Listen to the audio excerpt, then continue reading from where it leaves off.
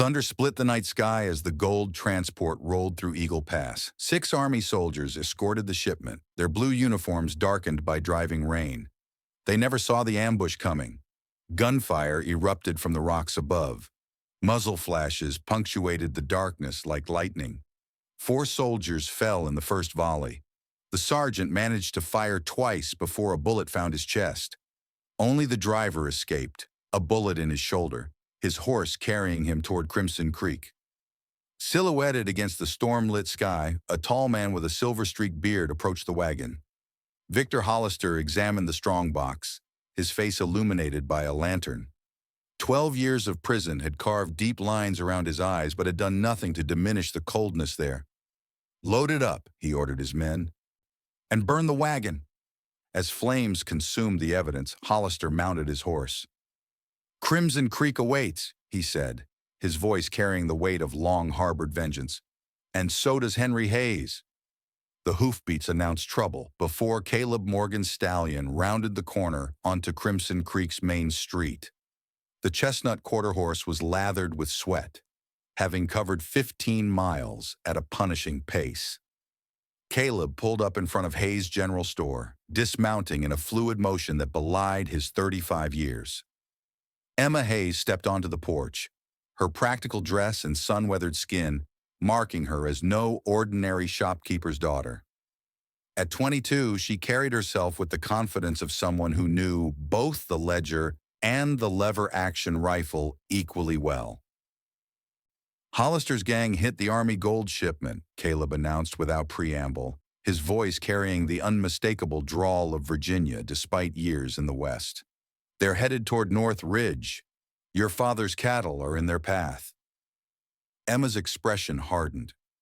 Her hand instinctively moved toward the Remington Derringer holstered at her waist, a habit formed during 5 years of frontier living. "Pa's up there with only Jenkins and the new hands," she said, already moving toward the hitching post. "How many in Hollister's gang?" "At least 15, all armed with Winchester 73s and Colt Peacemakers." Caleb adjusted his gun belt, the walnut grip of his Colt single-action army worn smooth from years of use. "And Emma, Victor Hollister is leading them himself." The name hung in the air like gunsmoke. Victor Hollister should have been serving 15 years in Denver Territorial Prison.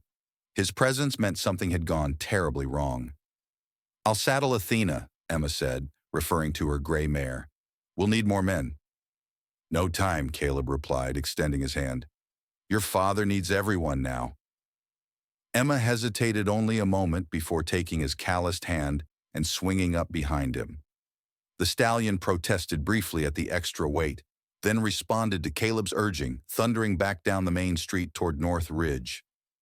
Henry Hayes watched the dust cloud approaching from his position above the narrow pass. At 58, the former Army scout still had keen eyes, despite the gray in his beard. His left leg, crippled by a rebel Minier ball at Chancellorsville, hadn't diminished his determination. He'd built the largest cattle operation in Silver County through grit and strategic thinking, qualities that had kept him alive through war and the unforgiving frontier. "They're coming," he said to the 4 ranch hands beside him. "Remember, hold your fire until they're in the pass." His Winchester rested against a boulder, the brass cartridges in his belt catching the afternoon sun.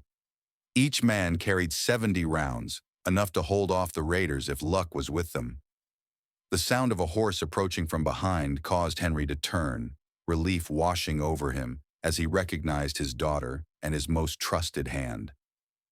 "You made good time," he said as Caleb helped Emma dismount. "How many?" 15 at least, Caleb answered, already scanning the terrain with practiced eyes. "Victor's leading them." Henry's face hardened. "That's impossible. He's in Denver prison." "Not anymore," Caleb replied grimly. "Army patrol that was hit confirmed it. It's him all right." Henry absorbed this news with a clenched jaw. "Emma, ride back to town. Get Sheriff Wilson and any men he can gather." "No time for that," Emma countered, taking the Winchester her father offered. "I'm the best shot here next to Caleb. You need me." Father and daughter locked eyes in a silent battle of wills. Henry relented first, knowing she was right. Take position on the south ridge with Caleb. You're our eyes and our best chance at thinning them out before they reach the pass. Caleb led the way up the rocky path, offering his hand on the steeper sections. Each touch between them lasted a fraction longer than necessary, an unacknowledged current that had been building between them for years. I count 16 riders, Caleb said, as they reached a natural stone outcropping that provided both cover and a clear line of sight. 4 outriders, the rest driving about 50 head of our cattle. Emma settled behind a boulder, working the lever on her Winchester to chamber a round. That's Tom Bishop's Army Colt, she observed, noting the distinctive brass-handled revolver carried by one rider. They must have hit the gold shipment like you said, Caleb nodded, checking his own weapons, the Colt on his hip and a Sharps rifle he'd carried since his cavalry days. Your father's plan is sound. When they funnel into the pass, they'll be trapped. Once they realize it, they'll either surrender or fight. They'll fight, Emma said with certainty. The Hollister gang doesn't surrender. As the raiders approached the pass, Henry gave the signal. A single shot fired into the air. The effect was immediate. The cattle, already nervous from being driven hard, began to mill in confusion. The gang members reached for their weapons as Henry and his men revealed themselves, blocking the narrow passage with rifles raised. From their elevated position, Emma and Caleb opened fire. Emma's first shot caught an outlaw in the shoulder, sending him tumbling from his horse. Caleb's Sharps boomed a half-second later, the heavy .52 caliber bullet dropping another target. The air filled with gunfire as the Hollister gang scrambled for cover, returning fire. Emma worked methodically, each shot deliberate. Years of hunting had taught her patience. She just chambered another round when Caleb shouted a warning. On your right! She turned to see a rider who had circled behind them, approaching fast along the ridgeline. The man fired, his bullet striking the rock beside her head. Caleb lunged, knocking Emma down as a second shot passed overhead. In one fluid motion, Caleb rolled to his feet, drawing his Colt. 2 shots rang out in rapid succession. The outlaw clutched his leg and toppled from his saddle, his rifle clattering on the rocks. You all right? Caleb asked, his breathing heavy as he helped Emma to her feet. I'm fine, she replied, retrieving her Winchester. Good eyes. Been watching your back a long time, Miss Hayes, he said with a quick nod that acknowledged more than his words conveyed. Below them, the battle had turned. Henry and his men had advanced, forcing the outlaws into a defensive position. 2 were down, and the others were retreating. At their center, a large man with a silver-streaked beard directed the resistance, Victor Hollister himself. Emma took careful aim at Hollister. She didn't want to kill him. Justice should come from the law, but she couldn't let him escape. She squeezed the trigger just as the ground beneath her shifted. Earlier gunfire had loosened rocks, and she felt herself sliding toward the ridge's edge. Caleb grabbed her arm, pulling her to safety. For a moment they stood inches apart, his hand still gripping her arm. Emma saw the flecks of gold in his green eyes, the stubble on his jaw, the thin scar above his right eyebrow from a ranch accident 2 summers ago. A shout from below broke the moment. Victor Hollister had seen them and was taking aim. Caleb pushed Emma behind a boulder as a bullet struck nearby. He's getting away, Emma said, peering around the rock. Not for long, Caleb replied, checking his Colt. Your pa and the boys have him cornered. Indeed, Henry and the ranch hands had closed in, trapping Hollister against the base of the ridge. The outlaw leader fired wildly, desperate for escape. When his gun clicked empty, he threw it down and raised his hands. By the time Emma and Caleb reached the canyon floor, Henry had Hollister on his knees, hands bound behind his back. 4 other gang members had been captured. The rest had fled or were dead. You're supposed to be in prison, Henry said, his rifle trained on Hollister's chest. Victor's laugh held no humor. Prison walls don't hold men with friends in high places, Hayes. This isn't over. Not by a long shot. Henry turned to Caleb. You were Army cavalry and then a marshal. Right? Take charge of these prisoners. We'll escort them to town. Caleb nodded, his expression unreadable. Yes, sir. As the men secured the prisoners to their horses, Henry pulled Emma aside. That was good shooting up there, he said quietly. Your mother would have been proud. Emma nodded, though her attention was on Caleb as he efficiently bound Hollister's hands. There was something in the way he handled the outlaw, a personal tension that went beyond professional duty. There's something Caleb's not telling us about Hollister, she observed. Henry followed her gaze. That man's got depths he doesn't share with anyone. But I trust him with my life and yours. That's all that matters right now. The journey to Crimson Creek was tense. Victor Hollister's men had been separated to prevent coordination, but Hollister himself kept his eyes fixed on Caleb, a knowing smile playing at the corners of his mouth. I remember you now, he said as they approached town. You were just a boy when I knew your brother. Thomas Morgan, wasn't it? Fine miner. Shame what happened to him and his pretty wife. Caleb's knuckles whitened on his reins, but he said nothing. Shut your mouth, Hollister, Henry warned from the front of the procession. But Victor continued. Must be quite the coincidence, ending up working for Hayes all these years later. Or perhaps not a coincidence at all? Emma, riding beside Caleb, saw a muscle jump in his jaw. Whatever Hollister was implying had struck a nerve. The town's single street was quiet as they rode in. Sheriff Wilson met them outside his office, his weathered face registering shock at the sight of Victor Hollister. Sweet Jesus, he muttered. How'd he get out? That's what I'd like to know, Henry replied, dismounting with effort, his bad leg stiff from riding. Get these men locked up. I want a guard on them round the clock until the federal marshal arrives. As the prisoners were led away, Hollister turned back. Sleep well, Morgan, he called. And remember, I always settle my debts. The sheriff pulled Henry aside while Emma and Caleb secured the horses. Henry, I got a wire yesterday. Hollister escaped 6 months ago, killed 2 guards doing it. There's been a manhunt, but they lost his trail in Utah. Henry's expression darkened. Why wasn't I informed? Wire just came through. Lines have been down with the storms. The sheriff lowered his voice. There's more. Word is he had inside help. Someone in Denver with connections. Dad, this wasn't a simple jailbreak. That night, as Emma closed the store ledgers, she found Caleb on the porch, staring at the distant mountains. The setting sun cast long shadows across the valley. You want to tell me what Hollister meant about your brother? She asked directly. Caleb was silent for a long moment, his profile etched against the darkening sky. When he finally spoke, his voice was rough with emotion long suppressed. My brother Thomas and his wife Sarah were miners in a camp north of Denver. 12 years ago, Hollister massacred 17 people there, including them, made it look like an Indian raid. His jaw tightened. I was a cavalry lieutenant then. When I learned what happened, I transferred to the marshals to track him down. And my father? Emma asked softly. Henry was the only survivor. He and my brother were partners in a gold mine claim. Hollister wanted it all.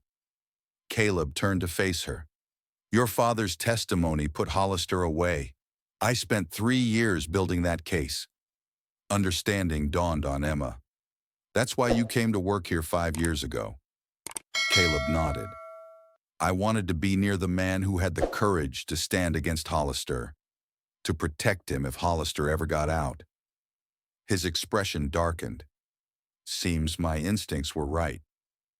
Why didn't you tell us? Emma asked. Would your father have hired a man driven by revenge? A man who'd spent years obsessed with tracking down his brother's killer? Caleb shook his head. I needed peace. I thought I'd found it here. Emma moved closer. You found more than peace, Caleb Morgan. Their eyes met in the fading light, a moment of understanding passing between them. The moment was shattered by the sound of a galloping horse. They turned to see a rider approaching at breakneck speed. Tom Wilson, the sheriff's son, his face pale with urgency. "Miss Hayes! Mr. Morgan!" he called out, reining in his lathered horse. "It's happened! They've broken Hollister out!" The jailbreak had been quick and brutal. 8 men had hit the sheriff's office an hour after sunset. Deputy Michaels lay dead in the street, and Sheriff Wilson had been shot in the shoulder. The outlaws had freed Hollister and the other prisoners, taking the sheriff hostage in the process. Henry Hayes, summoned from his ranch, stood in the shattered doorway of the jail, his face grim as he examined the scene. Beside him, Caleb assessed the situation with a marshal's trained eye. "They knew exactly when to hit and how many men were guarding the prisoners," Caleb observed. "Someone gave them inside information." "Jake Connor," Henry said, naming the new ranch hand who had joined them 3 months ago. "He wasn't at the ranch when I left. Now it makes sense. He's been Hollister's eyes and ears." Tom Wilson, the sheriff's son, paced anxiously. "They're holding my pa at the old mining office. Say they'll kill him unless they get safe passage out of town, and something about papers from a gold mine." Henry and Caleb exchanged a meaningful look. "We need to talk," Henry said. "My office. Now." In Henry's study, with the doors closed, Emma finally learned the full truth. 12 years ago, Hollister and I were partners in a gold mining operation near Pikes Peak, Henry explained.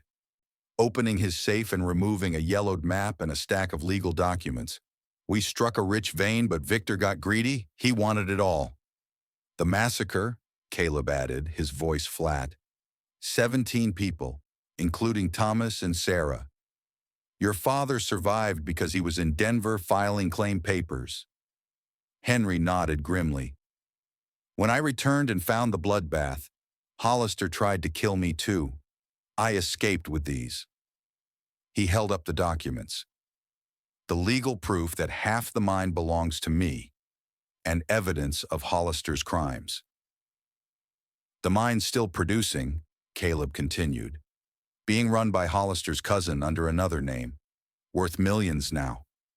That's why he broke out, not just for revenge but for these papers."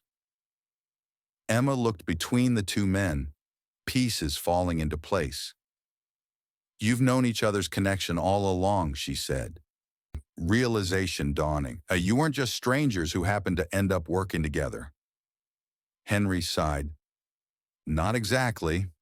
I recognized the name Morgan when Caleb first applied for work. I suspected who he was, but I never said anything. Some ghosts are best left undisturbed." "And I knew exactly who Henry Hayes was," Caleb admitted. "I just didn't know if he wanted to be reminded of that bloodbath." "So, you both kept your secrets," Emma said softly. "Until now," Henry replied. "Now Hollister has forced our hand."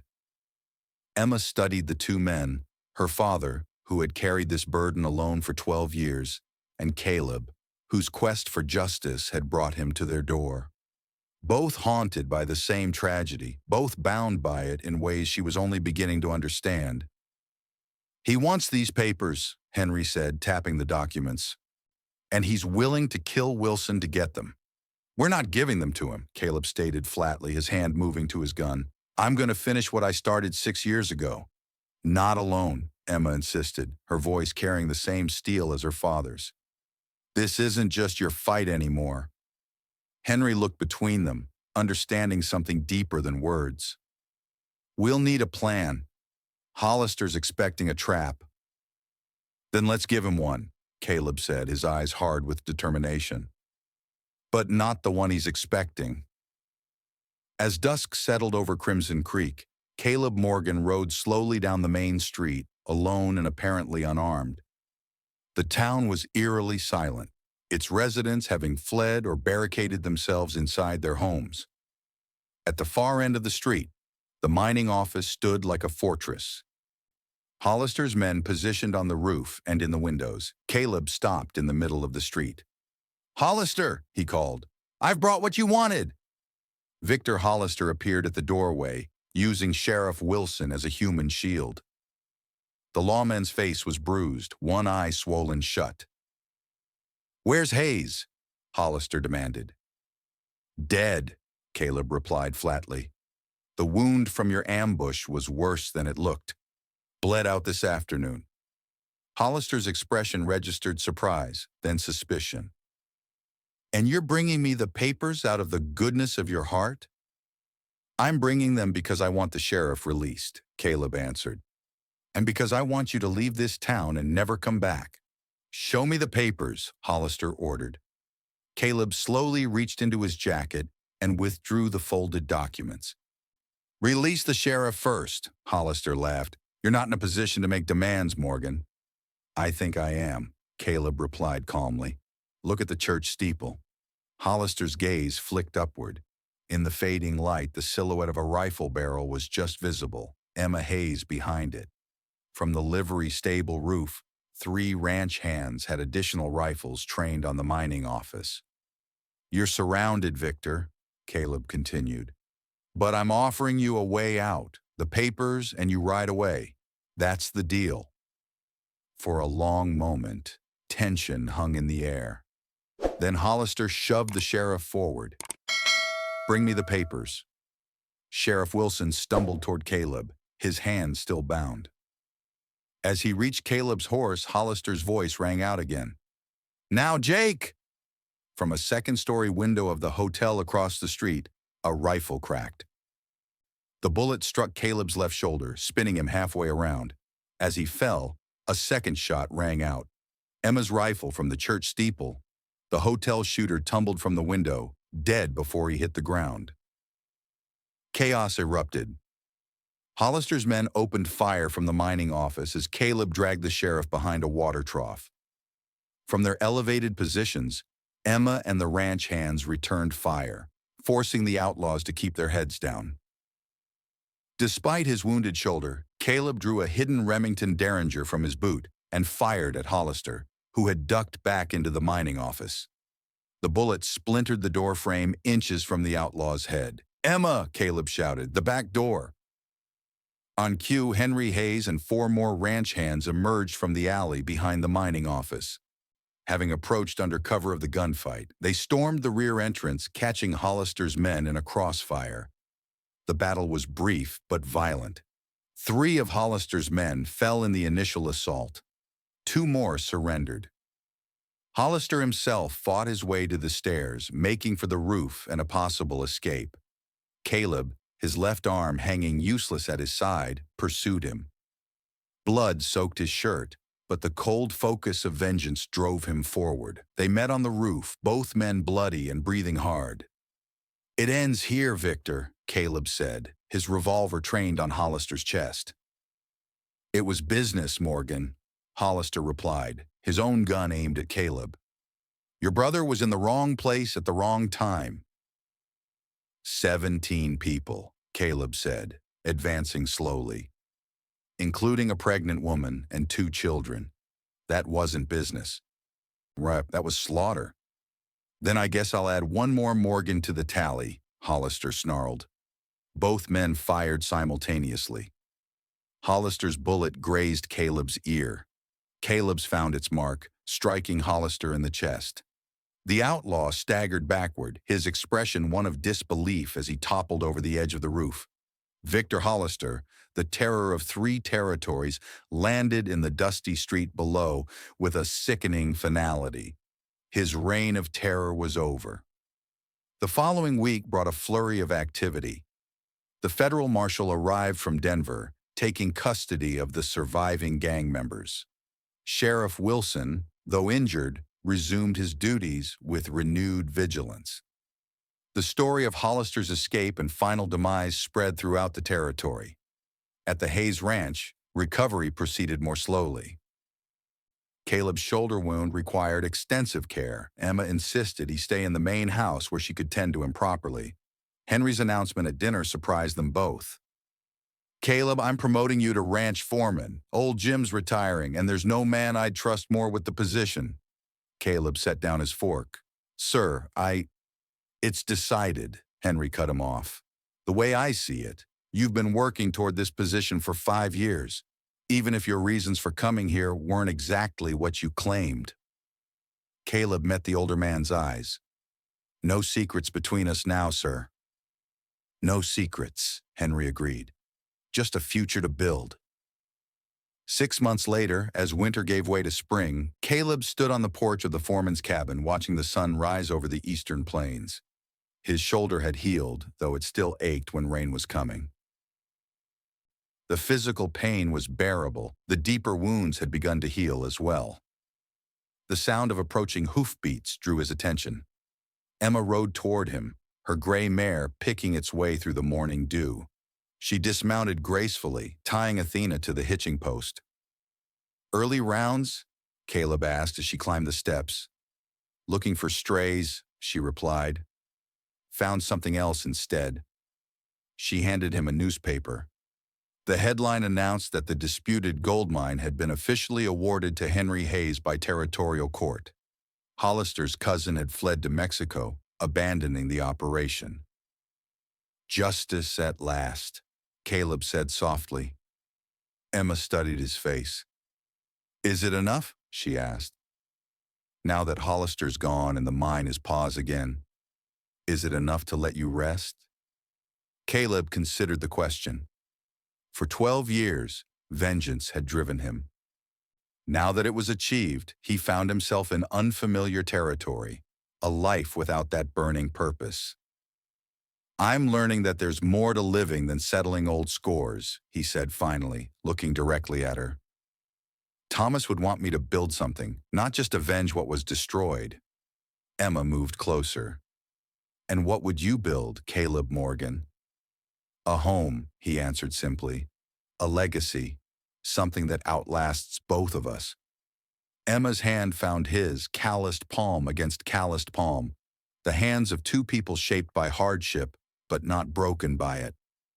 "I'd like to help with that building," she said quietly. Behind them, the sun climbed higher, casting their shadows long across the porch. In the distance, a rider approached, Henry Hayes, coming to discuss the day's work. But for this moment, time seemed suspended between past and future. Caleb's fingers intertwined with Emma's. "I'd like that very much, Miss Hayes." As Henry's horse drew nearer, Emma stepped back, but her eyes held a promise. They had time now, time to build something neither of them had dared hope for in the shadow of vengeance. The next chapter of their lives was just beginning, written not in blood, but in possibility. 3 months later, with summer in full bloom, Caleb and Emma stood hand in hand before the town minister. Henry Hayes watched proudly as his daughter married the man who had come seeking vengeance, but had found redemption instead. That evening, as wedding celebrations continued in town, Caleb and Emma slipped away to the cemetery on the hill overlooking Crimson Creek. There, Caleb placed flowers on 2 graves, Thomas and Sarah Morgan, finally laid to rest with proper markers. "I wish you could have known them," Caleb said softly. "I feel like I do," Emma replied, her hand steady in his. "They're part of you and now part of me too." As they walked back toward the lights of town, Caleb Morgan felt truly at peace for the first time in 12 years. Justice had been served, at great cost. But in its wake, something unexpected had emerged. The promise of a future unburdened by the past. On the distant horizon, storm clouds gathered again, a reminder that danger never disappeared entirely from frontier life. But for tonight at least, peace reigned at Crimson Creek. And for Caleb and Emma Morgan, that was more than enough. It was a beginning,